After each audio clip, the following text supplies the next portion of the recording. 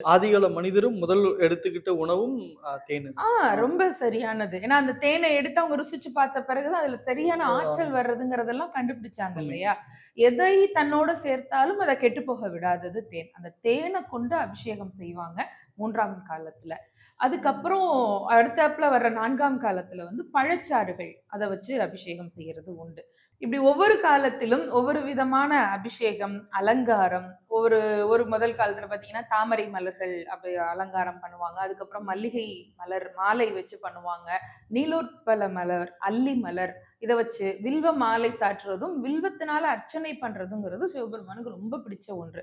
இப்படி 4 கால யாமங்களிலும் விதவிதமான அபிஷேகங்கள் செய்ய அந்த சிவலிங்க ரூபத்திற்கு எவ்வளவுக்கு எவ்வளவு நாம அபிஷேகம் செய்றோமோ, அவ்வளவுக்கு அவ்வளவு நம்ம ஆத்ம சுத்தி நடக்கும். ம். அதுக்காகத்தான் அந்த அபிஷேகத்த செய்ய சொல்றது. அத நம்ம தரிசிக்கணும். அத அப்படியே உள் மனசுல வாங்க வேண்டும். அத பார்த்து உள் மனசுல அத நீங்க நேரா பார்க்குறீங்களா? அல்லது தொலைக்காட்சியில ஒரு காணொளியில பார்க்குறீங்களாங்கிறதெல்லாம் அடுத்து அது ஒண்ணும் பிரச்சனை கிடையாது. எல்லாருக்கும் போய் திருக்கோவில்ல உட்கார்ந்து தரிசனம் பண்றதுங்கிறது முடியாது. சாத்தியப்படாது. சூழல் நீங்க இருக்காது. ஒரு தொலைக்காட்சியிலயோ, ஒரு காணொளியிலயோ, இல்ல ஒரு சேனல்லயோ பார்த்தால் கூட அத உள் மனசுல வாங்க வேண்டும். அந்த சிவலிங்க ரூபத்த மனசுக்குள்ள தியானம் பண்ணணும்.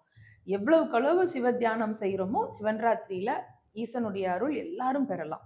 அவரு இறங்கி வந்து அருள் பண்ண காத்துட்டு இருக்காரு. நம்ம கண்டிப்பா. தான் கொஞ்சோண்டு டியூன் ஆகணும்.